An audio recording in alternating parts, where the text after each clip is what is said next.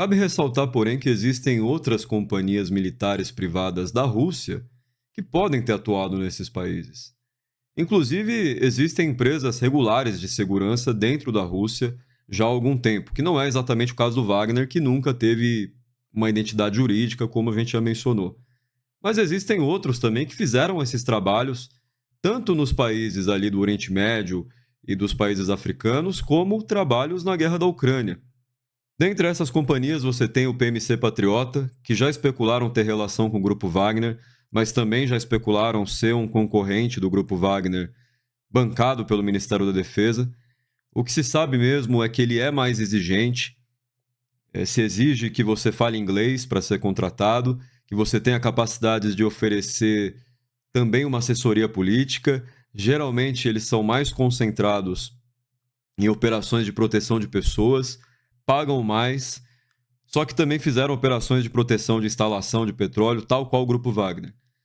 Tem o PMC Redut, que já foi formado há muito tempo, em 2003, por veteranos de forças especiais da Rússia que foram atuar como prestadores de serviços no Iraque a partir de 2003.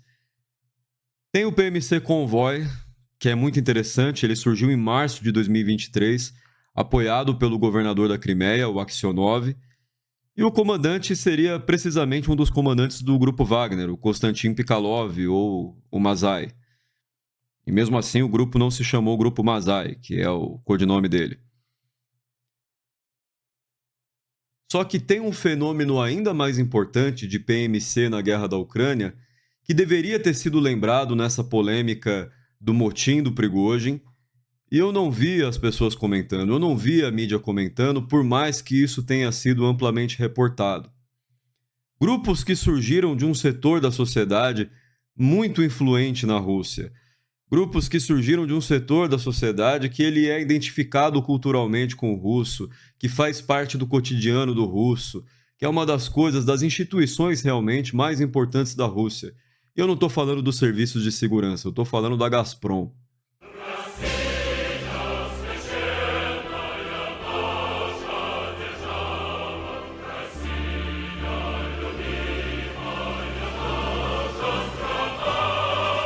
A Gazprom, ela bancou pelo menos 3 grupos de voluntários que são considerados PMCs, com nomes como Fluxo, Chama e Tocha. Desde o início de 2023, o Prigozhin ele fez algumas provocações contra a Gazprom, fez provocações contra esse grupo estava irritando ele. O fato de ter uma associação desse grupo com o PMC Redut e outros bilionários que são maiores do que ele na Rússia estarem financiando esses outros grupos também parecia incomodar ele. E em maio, inclusive, saiu uma matéria da BBC falando de conflitos desses grupos. Esses grupos chegaram a gravar um vídeo fazendo um apelo para a liderança da Federação Russa, dizendo que estavam sendo ameaçados pelo Grupo Wagner. Isso é muito interessante, né? Um conflito desse nível em maio, então em junho acontece o motim do Prigozhin. Me parece muito claro que essas coisas têm relação, que o Prigozhin, por exemplo, estava interpretando que o Ministério da Defesa já estava substituindo o grupo dele por mercenários mais confiáveis de alguma forma, ou estruturas mais controladas e menores do que o Grupo Wagner. Essas informações são importantes para a gente se lembrar que o Grupo Wagner não é o único PMC que existe na Rússia, nem na operação da Ucrânia. Na verdade, a gente devia fazer até uma discussão mais longa sobre grupos voluntários para falar a respeito disso. O vídeo que você acabou de assistir, ele foi feito com base no mesmo material bruto que serviu a um outro vídeo publicado no canal, chamado A Estrutura do Grupo Wagner, onde eu conto a história do grupo com mais detalhes, voltado para a pergunta sobre qual é a natureza desse grupo. Ele tem um dono? Ele é um único grupo? É um guarda-chuva de grupos? Ele tem vínculos com o Ministério da Defesa da Rússia? E se você se interessa nesse assunto, eu recomendo que você assista esse outro vídeo e se inscreva no nosso canal.